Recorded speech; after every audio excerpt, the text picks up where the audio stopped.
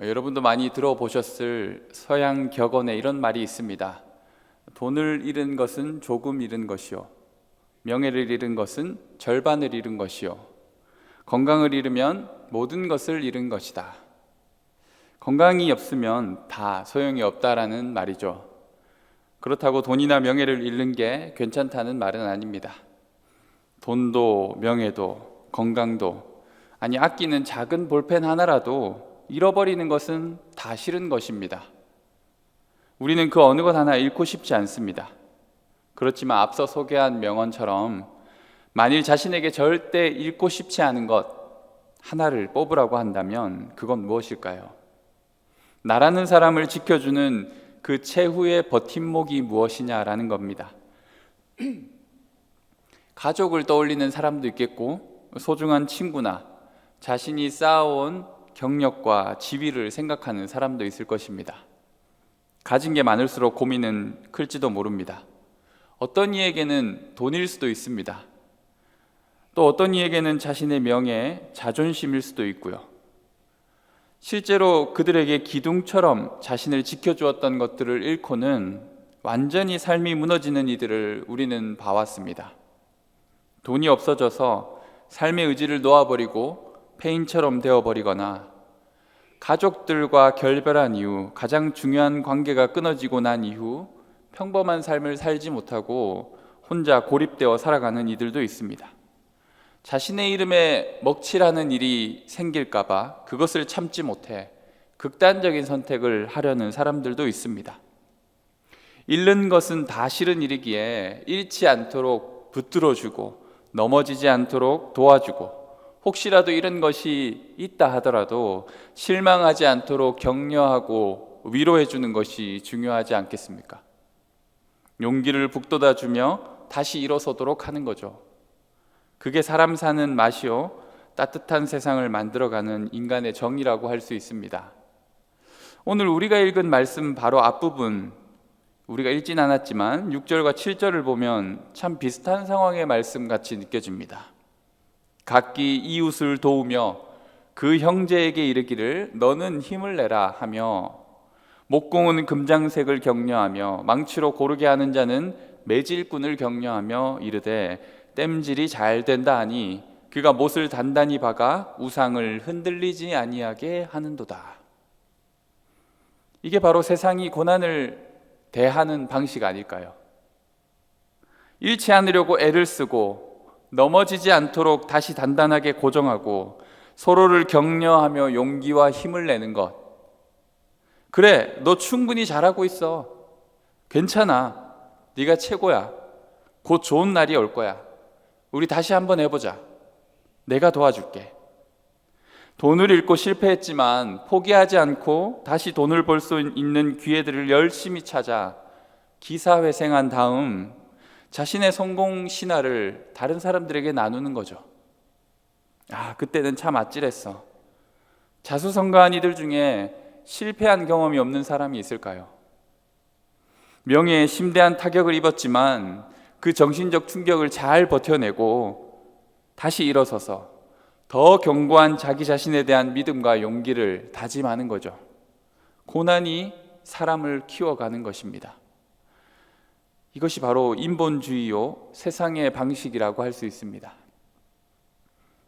사람 그 자체에 있는 가능성을 믿고 기대하는 겁니다. 포기하지 않는 도전의식으로 노력하는 겁니다. 함께하는 연대와 소통을 중요하게 생각하며 더 좋은 세상을 우리는 만들 수 있다라고 믿음을 가지는 것이죠. 하지만 성경에서 하나님은 우리에게 말씀하십니다. 그러나 너희는 다르다. 오늘 말씀은 그러나라는 말로 시작합니다.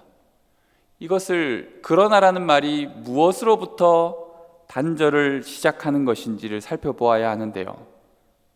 하나님을 대적하고 자신들만의 우상을 세워서 세상의 험난한 고난을 이겨내고 보란듯이 성공해 보겠다라고 하는 이들, 자기 이름을 내고 세상의 주인으로 당당히 서서 오늘도 주먹을 불끈 쥐고 난 나를 믿어 라고 외치는 사람들, 그런 사람들과 너희는 다르다라는 겁니다. 오늘 말씀은 실제 역사에서 일어난 일을 토대로 쓰인 말씀인데요. 신흥 강자로 떠오른 페르시아의 고레스 왕에게 맞서 싸우기 위해 여러 민족들이 연합하여 서로 힘을 내며 격려하고 전의를 불태웁니다. 우리가 힘을 합치면 이길 수 있어. 하지만 하나님이 사용하시는 고레스를 막을 수 있는 나라가 없었습니다.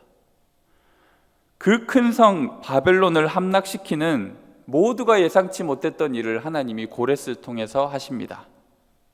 그들이 고정하여 못을 단단히 박아 세운 우상이 진짜 살아계신 하나님을 이겨낼 수 없는 것입니다. 여러분은 이 사실을 믿습니까? 아니, 삶으로 이 사실을 받아들일 수 있습니까? 우리가 볼 때 아주 견고해서 결코 무너지지 않을 것 같은 화려하고 막강한 스펙과 능력, 그런 재력이 하나님 앞에서 아무것도 아님을 여러분은 믿습니까?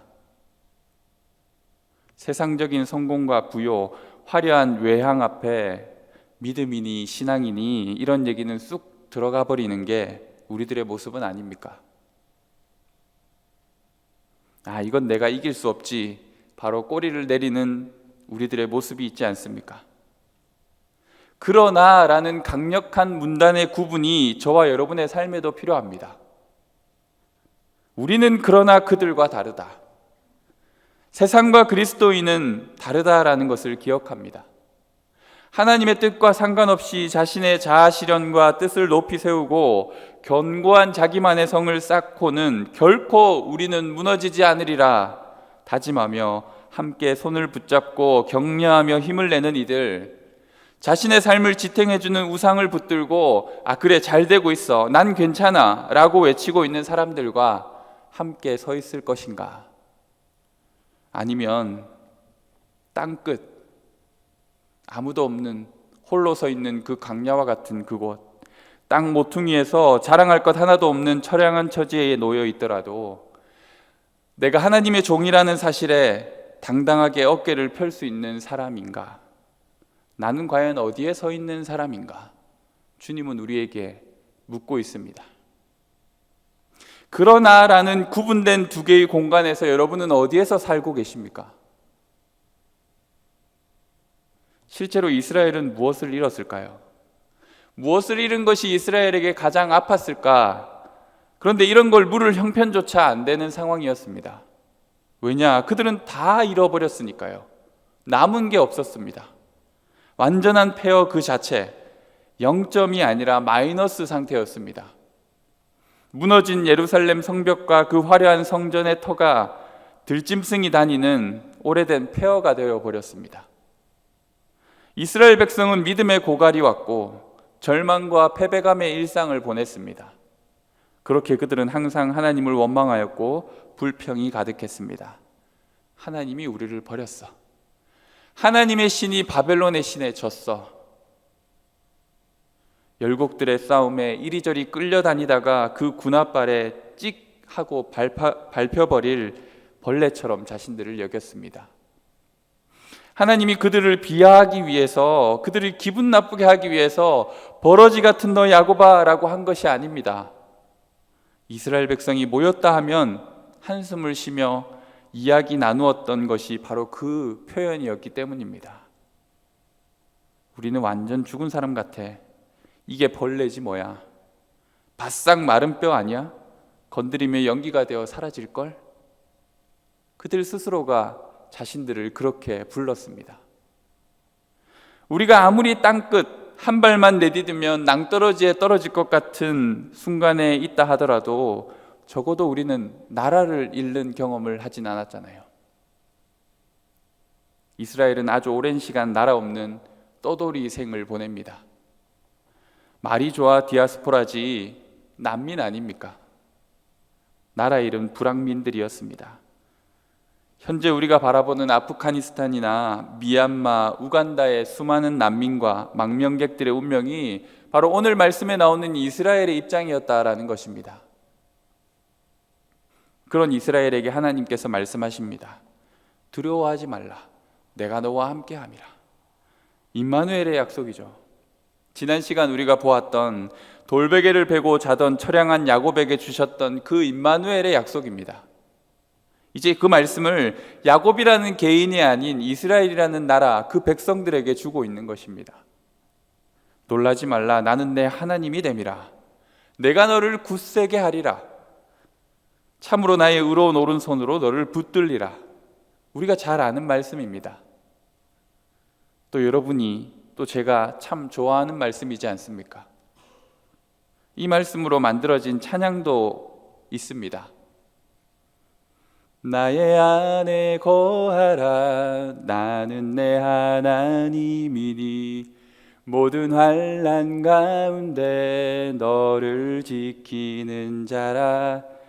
두려워하지 말라. 내가 널 도와주리니 놀라지 말라. 내 손 잡아주리라. 이 찬양을 부르며 그 주님의 말씀에 우리는 얼마나 울기도 하고 감격하기도 합니까? 그래, 하나님이 함께 하시지. 하나님께서 도와주시잖아. 하나님께서 오른손으로 나를 붙들어 주신대. 이제 두려워하고 걱정할 필요가 없어. 나의 안에 거하리라 라는 찬양의 후렴은 이렇게 이어집니다. 내가 너를 지명하여 불렀나니 너는 내 것이라. 내 것이라. 너의 하나님이라. 내가 너를 보배롭고 존귀하게 여기노라. 너를 사랑하는 내 여호와라. 위로가 되는 찬양, 힘이 되는 찬양입니다. 그렇지만 사실 생각해 보아야 할 점이 하나 있습니다. 이 찬양에서의 결론, 저는 사실 이 후렴부에 다른 것이 더 추가됐으면 좋겠다라는 생각을 항상 하게 되는데요. 이 찬양에서의 결론은 내가 너를 보배롭고 여기고 존귀하게 여긴다. 내가 바로 너를 사랑하는 하나님이다. 이 메시지가 마지막 결론입니다. 아, 우리가 귀하고 소중한 하나님께 사랑받는 존재였구나. 자존감이 쭉쭉 올라가는 느낌입니다. 그런데 실제로 오늘 우리가 읽은 말씀의 결론은 16절에 나오고 있습니다. 16절 말씀 뒷부분을 보면 이렇게 나옵니다. 너는 여호와로 말미암아 즐거워하겠고 이스라엘의 거룩한 이로 말미암아 자랑하리라. 내가 좀 괜찮은 사람이었구나. 내가 이렇게 존귀하고 보배로운 사람이었구나. 하나님이 날 정말 좋아하시고 사랑하시는구나. 그래서 우리의 마음에 위로를 얻고 자존감이 올라가는 게 결론이 아니라, 사실 진짜 결론은 여호와로 인해서 즐거워하고 그 이름을 찬양하고 자랑하는 것이 결론이라는 겁니다. 우리는 익숙하게 이 말씀을 하나님이 우리에게 주시는 위로, 나에게 힘을 주시고 우리 마음을 쓰다듬어 주시기 위해서 하신 말씀이라고 생각합니다. 항상 익숙하게 말씀을 나 중심으로 해석하기 때문이죠. 하나님이 나를 도와주시고 하나님이 나를 붙잡아 주시지. 그래, 그래서 나는 이제 괜찮아. 두렵지 않아. 그런데 말씀을 하나님 중심의 관점에서 다시 생각해 본다면 어떨까요? 아까 제가 말씀드린 그 비참한 상황에 놓여 있는 이스라엘 백성을 바라보시고 그들에게 직접 말을 건네고 계신 하나님의 입장을 한번 생각해 보자는 것이죠. 두려워하지 말라, 놀라지 말라, 내가 너를 도와주겠다, 내 오른손으로 너를 붙들어 주겠다. 이 말을 마치 나를 위한 주문 정도로 여기던 말씀 읽기는 이제 그만하고, 오늘은 하나님이 이스라엘을 어떤 호칭으로 부르고 있는지를 살펴보면서 말씀의 은혜를 나누었으면 합니다. 그 말의 시작은 이렇습니다. 나의 종, 너 이스라엘아.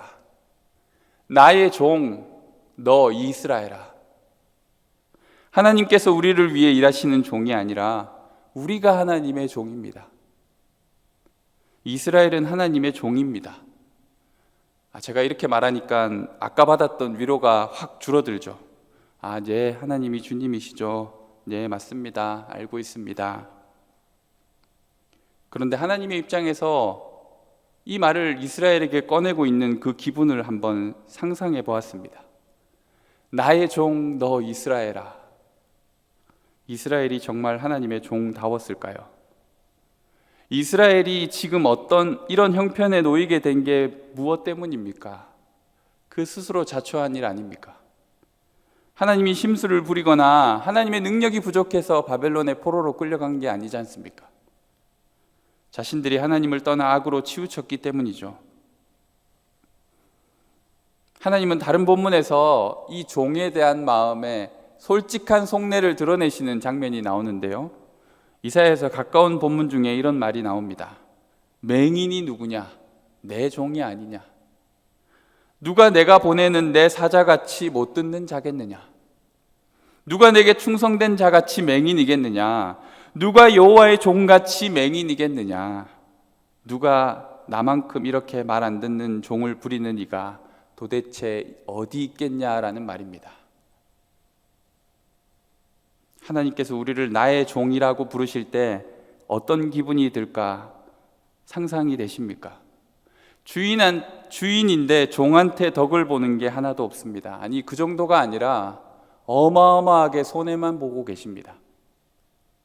주인한테 대들기도 하고 주인이 싫어하는 일만 하는 종, 그런 종을 하나님이 지금 부르고 계십니다. 그래도 넌 나의 종이잖아. 내가 너의 삶을 책임지는 주인이잖아. 하나님이 우리를 종이라고 부르는 것은 우리를 노예처럼 부려먹으시겠다라는 의미가 아닙니다. 종은 주인의 일에 참여하는 사람입니다. 그래서 주인은 종을 자기 삶의 영역 가까이에 두고 그를 보호하고 지켜주기도 하고 그의 필요를 모두 채워주는 것이죠. 아브라함이 늙은 종 엘리에셀을 대하는 태도를 보십시오. 그들은 동력자입니다. 어려운 문제를 함께 고민하는 신실한 친구 사이입니다. 나의 종 너 이스라엘아, 하나님은 이렇게 말씀하고 계신 것입니다. 나의 종이라고 할 대상이 너 말고 어디에 있냐? 내가 온 민족과 열방이 우상을 섬기고 자기들 뜻대로 그렇게 나를 대적하며 살지라도 너 이스라엘은 내 집에서 녹을 먹고 내가 하는 일에 관심을 가지고 내가 하는 일에 고민을 함께 풀어보려고 애를 쓰는 나의 신실한 친구이자 동력자 내 종이 너가 아니더냐? 너 말고 내가 누구를 종이라고 부르겠느냐? 주님은 그렇게 말씀하고 계신 것이죠. 이어서 주님은 이렇게 말씀하십니다. 내가 택한 야곱아. 여기서도 주어는 하나님이십니다. 선택받았다는 뿌듯함이나 영광과 기쁨 이전에 하나님이 우리를 선택하신 그 마음의 중심이 어떠했을까를 우리는 살펴볼 수 있어야 합니다. 종이라고 불러주신 하나님의 심정과 비슷하지 않을까요?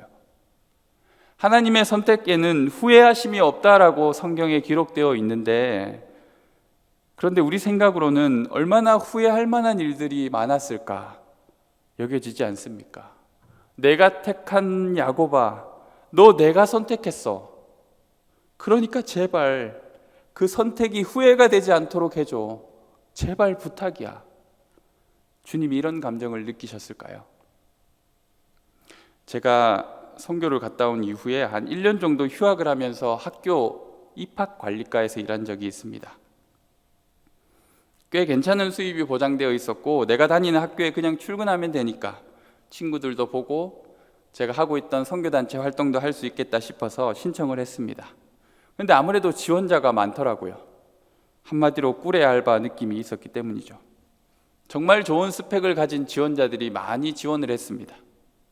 그때 저는 사실 엑셀도 제대로 다루지 못하는 사람이었습니다. 그래서 제가 할 수 있는 거라고는 얼굴을 계속 보이는 거였습니다. 시도 때도 없이 그곳에 들렸습니다. 안녕하세요. 그럼 직원들이 황당해하죠. 뭐야 저 녀석. 혹시 아직 결정이 났는가 궁금해서 와봤습니다. 아직 안 났대요. 그러면 또 그 다음날 가서 인사를 하고, 그러자 직원들이 나중에는 막 차도 대접해주고 앉아서 같이 얘기도 나누고, 그렇게 매일 혹은 이틀에 한 번 얼굴 도장을 찍었습니다. 그리고 결국 그 경쟁률을 뚫고 3명 중에 1명이 되게 된 것입니다. 이후에 직원 중 1명이 저에게 이렇게 말하더라고요. 원래는 사무 능력이 좋은 사람을 뽑으려고 모두가 그렇게 마음을 먹었답니다. 그런데 내가 학생의 적극적인 자세를 높이 사서 이 친구를 뽑자고 강력하게 내가 주장했었다. 그렇게 얘기를 했다는 거예요. 그러면서 하는 말이 이랬습니다. 그러니 내 선택이 잘못되었다라는 말이 나오지 않게 해줘. 열심히 잘하라는 말이죠. 그때부터 저는 다른 무엇보다 그분의 눈치를 자꾸 보게 되는 거예요. 그리고 간혹 실수라도 하나 하면 정말 죽고 싶을 정도로 그분께 미안했었습니다. 굉장한 스트레스였죠. 하나님의 선택도 이런 것일까요? 야, 내가 선택한 걸 후회하지 않게 좀 해줘. 좀 잘해. 그런데 9절 뒷부분을 보면 이렇게 말합니다. 내가 너를 택하고 싫어하여 버리지 아니하였다. 보통 선택의 이유가 이러이러하니까 이런 선택을 하였다라고 원인과 결과식으로 얘기를 하지만 순서가 바뀌었습니다. 내가 너를 좋아하니까, 그래도 네가 열심을 보였으니까 내가 널 선택한 거야. 그런 게 아닙니다. 하나님은 선택이 모든 것의 이유가 되는 것입니다. 내가 너를 택하였기에 너를 싫어하여 버릴 일이 없어. 난 후회함이 없어. 그 다음으로는 나의 벗 아브라함의 자손아라고 부르고 있습니다. 여기서도 나의 어떠함이 선택의 기준이 되는 것이 아닙니다. 하나님은 이스라엘을 부르실 때 자신과 친구처럼 지냈던 아브라함과의 행복한 추억을 떠올렸습니다. 나의 벗 아브라함의 자손이 바로 너희지? 그래. 아브라함에게 하셨던 약속이 있기에 하나님은 이스라엘에게 은혜를 베푸셨습니다. 다윗에게 약속한 것이 있었기 때문에 하나님은 유다 백성이 그 나라가 대를 이어 멸망하지 않도록 지켜주셨습니다. 아무리 악한 왕이 나라를 다스려도 다윗을 떠올리며 그래 내가 다윗에게 한 약속이 있었지. 가끔 내가 아니라 나와 관계된 사람 때문에 호의를 경험하는 순간들이 있지 않습니까?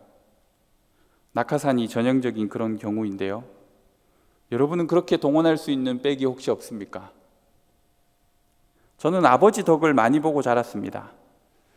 아버지는 제가 아주 어릴 때 6살 때 돌아가셨기에 아버지로부터 직접적인 도움을 받은 것은 별로 없었는데 아버지가 생전에 베푸셨던 온정과 사랑을 받은 수많은 사람들이 아무런 조건 없이 저를 참 많이 사랑해 줬습니다. 그리고 항상 아버지 얘기를 저에게 하셨습니다. 너희 아버지가 어떤 사람인 줄 알아? 참 좋은 분이셨어. 그 아버지가 베풀었던 사랑을 제가 돌려받았습니다. 야곱이 할아버지 아브라함의 덕을 보게 된 것입니다. 우리는 그 아브라함과 다윗의 자손인 예수 그리스도의 덕을 보는 사람들입니다. 이만한 백이 어디 있습니까? 마지막으로 이스라엘을 부르는 호칭은 아주 치명적인 호칭인데요. 버러지 같은 너 야곱아. 아니, 하나님 화나셨어요. 말씀이 너무 심하시네요. 그런데 아까도 말씀드렸지만 이 표현은 이스라엘 백성들의 입술에서 나왔던 표현을 그대로 돌려준 것입니다. 그래, 너희가 참 하찮고 쓸데없어 보이지? 근데 잘 들어. 내가 너를 도울 거야. 기억해. 너의 구속자는 이스라엘의 거룩한 이 바로 나 하나님이야. 하나님의 주도하시는 태도, 그분의 오조와 단호한 의지가 오늘 말씀 속에서 여러분은 보이십니까? 그냥 걱정과 두려움에 쌓인 우리의 어깨를 토닥여주며 힘을 내라고 말해주는 하나님이 아니라 아주 단호하게 의지를 가지시고 우리에게 다가오시는 하나님의 음성이 들리십니까? 우리 삶이 바닥에 있는 것 같고 믿음조차 파산지경에 이르렀어도 임마누엘의 은총을 누리게 될 수 있는 이유는 하나님께서 남다른 의지를 가지고 우리를 부르시고 있기 때문입니다. 하나님은 말씀하시고 결정하신 일을 이루어 가시는데 전혀 망설임도 주저함도 없습니다. 하나님은 벌레 같은 이스라엘을 산을 가루로 부셔버릴 새 타작기로 만들어 주시는 것입니다. 종답지 못한 우리를 종답게 쓰십니다. 하나님은 말씀하십니다. 나는 택하였고 그 선택에 일말의 후회도 없다. 내가 한번 택하면 싫어하거나 버리지 않아. 책임지고 내가 끝까지 가는 거야. 그거 아니? 네가 그걸 좀 알았으면 좋겠어. 그리고 우리는 조건 없이 잘한 일도 없이 아브라함의 덕을 봅니다. 그리고 아브라함과 다윗의 자손 예수 그리스도의 덕을 보는 사람들입니다. 나의 벗 아브라함의 자손아. 아브라함에게 하신 약속대로 믿음의 자손들에게 복을 주시는 하나님이십니다. 아브라함의 믿음의 본을 따라서 예수 그리스도를 믿는 우리에게 구원을 주시는 하나님이십니다. 버러지 같은 야곱에서 새 타작기가 되어 산들을 쳐서 부스러기를 만들고 작은 산들을 겨같이 만들어 바람에 날려버리는 일은 하나님의 의지가 그곳에 있기 때문입니다. 이런 일을 경험하게 될 이스라엘은 여호와로 말미암아 즐거워하고 이스라엘의 거룩한 이로 말미암아 자랑할 수밖에 없는 것입니다. 그냥 내 어려움이 보였으니까 내 눈물을 닦아주시고 힘내 할 수 있어 말해주기 위해 이 말씀을 하고 계신 게 아닙니다. 강력한 주님의 의지를 우리에게 보여주시며 우리가 결국에는 하나님으로 인해 찬양하고 그분을 자랑하게 하시는 분이 우리 하나님이신 겁니다. 하나님께서 우리와 함께 계시도다. 이 임마누엘의 은혜는 우리의 필요와 결핍을 채우는 하나님의 놀라운 은혜인 것은 맞지만 그 임마누엘의 진짜 의미는 우리와 함께 하고 싶으신, 그리고 그렇게 하기로 결정하신 하나님의 의지가 더 중요하다라는 겁니다. 너 내가 필요하구나, 그래 내가 도와줄게, 그게 아니라 넌 나의 종이야, 내가 너를 선택했어, 너는 누가 뭐래도 내 거야. 이게 진정한 의미의 임마누엘이라는 것이죠. 나의 종, 내가 택한 야곱아라고 주님은 우리를 부르십니다. 속이는 자, 빼앗는 자, 교활하고 자기 주장이 강한 야곱이라는 사람의 이름 앞에 하나님의 수식어는 굉장히 어울리지 않습니다. 종다운 면이 있어야지. 택할 만한 면모가 하나도 없는데, 그런데 하나님의 의지는 확고하십니다. 바로 임마누엘의 하나님이 가지신 변하지 않는 열정과 의지가 우리의 죄와 부족함을 이기시는 것입니다. 그 주님의 부르심에 응답하는 저희가 되었으면 합니다. 그리고 이젠 정말로 들을 줄 알고 믿을 줄 아는 사람이 되었으면 좋겠습니다. 나의 종 내가 택한 야곱아, 나의 종 내가 택한 야곱아. 이 야곱에 여러분의 이름이 들어가기를 소망합니다. 이렇게 부르시는 주님께 우리는 뭐라고 해야 할까요? 예, 주님, 제가 여기 있습니다. 버러지 같은 너 구거나 이제 제발 그만 두려워하고 걱정해라. 내가 있잖아. 내가 너를 굳세게 하고 너를 도와줄게. 나의 의지가 아직도 그렇게 약해 보이고 확신이 들지 않니? 아닙니다, 주님. 이제 전혀 두렵지 않습니다. 저희를 위해 일하실 주님을 바라보니 우리 마음이 즐겁고 찬양이 우리 입술에 가득합니다. 이렇게 고백할 수 있는 우리 모두가 되었으면 합니다.